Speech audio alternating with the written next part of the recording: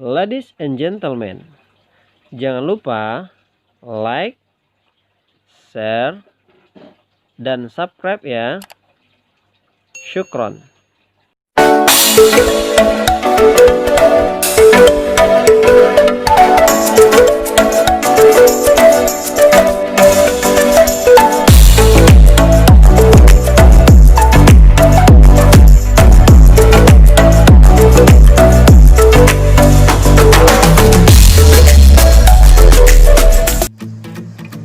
Assalamualaikum warahmatullahi wabarakatuh. Perkenalkan, nama saya Ariana Sadewo. Saya berasal dari jurusan Ilmu Hukum di Fakultas Syariah dan Hukum Universitas UIN Riau. Baiklah, pada kesempatan kali ini saya akan menjelaskan tentang materi al-qadzaf atau menuduh berbuat zina. Qadzaf secara harfiah yaitu berarti melemparkan sesuatu, atau di dalam hukum Islam, qadzaf diartikan yaitu tuduhan terhadap seseorang bahwa ia telah tertuduh melakukan suatu perbuatan zina atau berbuat zina. Jadi al-qadzaf ini merupakan salah satu delik pidana di dalam hukum pidana Islam atau fikih jinayah. Jinayah secara etimologi merupakan bentuk masdar dari kata jana yasni yang artinya adalah suatu kejahatan pidana atau kriminal, di mana jinayah ini adalah perbuatan yang dilarang karena dapat menimbulkan suatu kerusakan atau juga dapat menimbulkan suatu kerugian bagi agama, harta, benda, dan juga jiwa dan akal. Dalam syariat Islam menyatakan bahwa qadzaf adalah orang yang menjatuhkan kehormatan seorang laki-laki maupun perempuan dengan memberikan bentuk tuduhan berupa tuduhan berzina, namun dia tidak dapat memberikan bukti atau menghadirkan bukti terhadap apa yang ia katakan maupun apa yang ia sampaikan dari tuduhan tadi. Syariat Islam diturunkan oleh Allah Subhanahu wa Ta'ala di sini untuk melindungi harkat dan juga martabat manusia. Maka dari itu, setiap perbuatan keji yang dapat menurunkan dan juga merendahkan atau juga menjatuhkan setiap harkat dan harga diri manusia tentu akan dilarang oleh pencipta manusia, yaitu Allah Subhanahu wa Ta'ala. Jadi di sini qadzaf atau fitnah dapat dikatakan suatu perbuatan dosa atau pelanggaran yang dilakukan seseorang di saat ia berbohong dengan menuduh seorang muslim berbuat zina atau meragukan silsilahnya. Sesama muslim seharusnya kita saling menjaga dan juga saling memelihara nama baik sesama muslim lainnya, bukan malah sebaliknya dengan cara menjatuhkan dan juga mencemarkan nama baik muslim lainnya. Jadi pengertian qadzaf secara bahasa di sini yaitu qadzaf berarti melemparkan sesuatu kepada seseorang, baik itu dengan batu maupun dengan benda lainnya yang dapat merusak maupun menyakiti objek atau seseorang yang dilemparkan tadi, baik itu secara rohani maupun jasmaninya. Karena pada dasarnya qadzaf itu berarti melempar.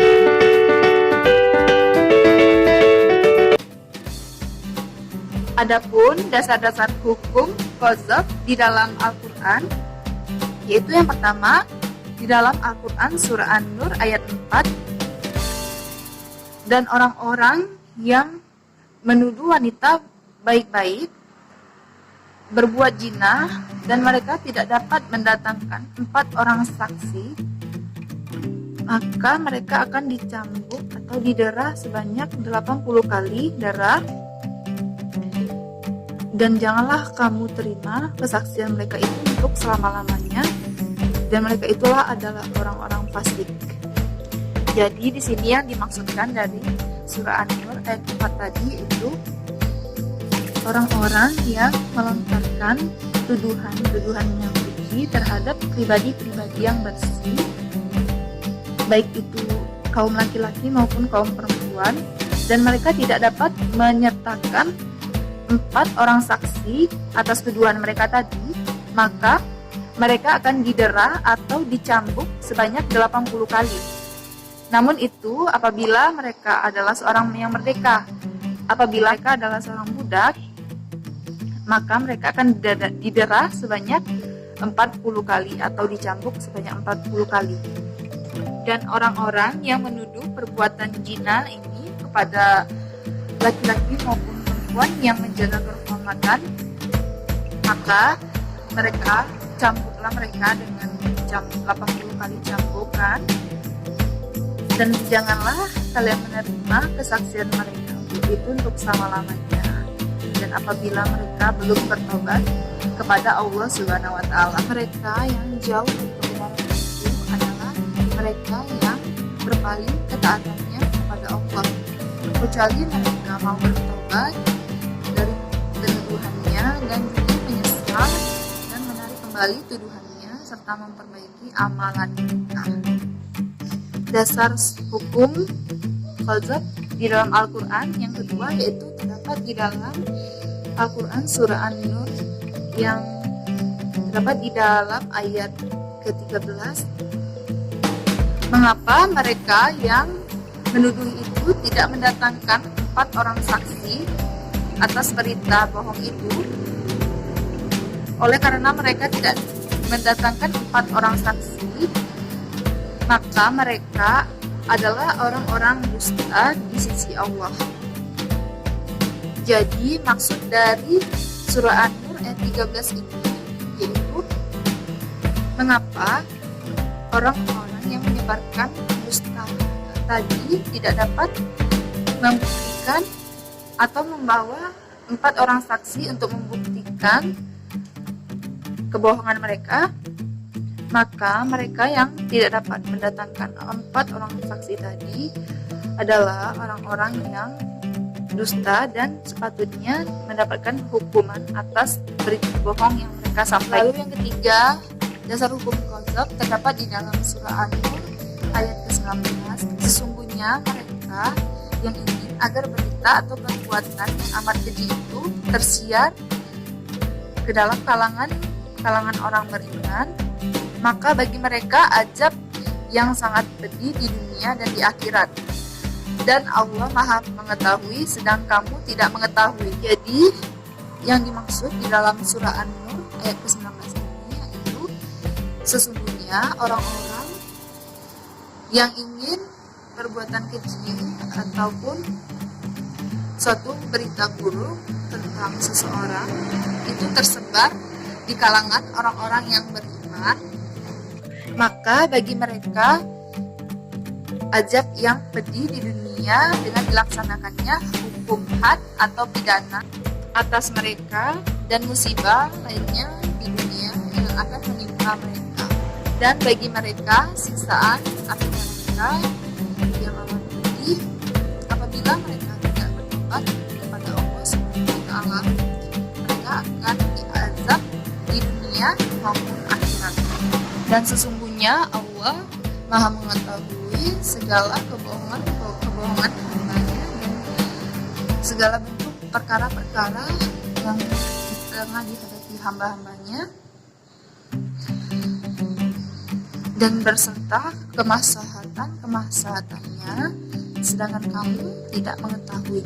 Jadi kesimpulan yang dapat kita ambil dari dasar-dasar hukum di dalam surah An-Nur yang telah kita sampaikan tadi dapat ditarik dari kesimpulan. Yang pertama, bahwa orang-orang yang menuduh wanita berbuat zina, maka dan juga mereka tidak dapat mendatangkan 4 orang saksi, maka bagi mereka akan didera 80 kali atau dicambuk 80 kali. Dan juga yang kedua, janganlah kita menerima kesaksian mereka itu kembali untuk selama-lamanya. Adapun dasar hukum qadzaf yang terdapat di dalam hadis-hadis, yaitu dari Abu Hurairah dari Rasulullah SAW bersabda bahwa jauhilah olehmu 7 perkara dosa yang dapat membinasakanmu. Para sahabat kemudian bertanya, ya Rasulullah, apakah ke-7 macam dosa itu? Memakan harta anak yatim, memakan riba, hasil riba, dan lari dari pertempuran atau jihad. Lalu yaitu menuduh atau melakukan tuduhan terhadap wanita-wanita yang menjaga dirinya. Lalu hadis yang kedua diriwayatkan oleh Abu Hurairah. Dia berkata, Abu Al-Qasim pernah bersabda, siapa yang menuduh hambanya melakukan zina, maka di hari kiamat kelak ia akan dikenakan hukuman kecuali tuduhan yang disampaikannya adalah benar. Lalu yang ketiga diriwayatkan oleh Usama bin Zaid. Dia berkata, Rasulullah SAW pernah bersabda, tidak ada fitnah yang paling membahayakan kaum lelaki sesudah zamanku kecuali fitnah dari kaum wanita. Sanksi hukum yang dapat dijatuhkan kepada penuduh atau pelaku qadzaf yaitu adalah sanksi 80 kali didera atau 80 kali cambuk apabila ia adalah orang yang merdeka. Namun apabila seorang budak, ia akan dikenakan 40 kali dera atau 40 kali cambuk. Di samping pemberlakuan hukum fisik berupa dera atau dicambuk tersebut, sang pelaku qadzaf atau sang penuduh tadi dapat dikatakan cacat hukum sehingga dia tidak dapat memberikan kesaksiannya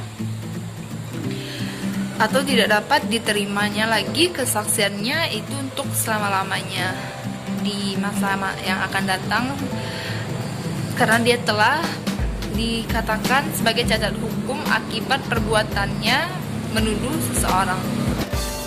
Dari penjelasan tersebut dapat kita ambil kesimpulan bahwa zina adalah tindakan pidana yang dapat menimbulkan hukum bagi siapapun yang melakukannya. Adapun persyaratan hukuman dera atau hukuman cambuk itu dapat dijatuhkan bila mana si penuduh tadi adalah orang dewasa dan berakal sehat dan ia melontarkan tuduhan itu atas inisiatifnya sendiri dan bukan tekanan dari orang lain ataupun dari pihak lain.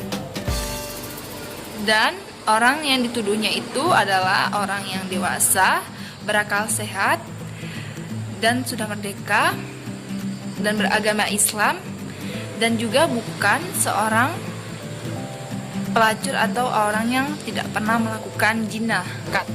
Jadi sebaiknya kita sebagai umat muslim bisa menjaga perilaku, perbuatan, dan juga ucapan kita, apalagi jika perbuatan kita sampai membuat atau menjatuhkan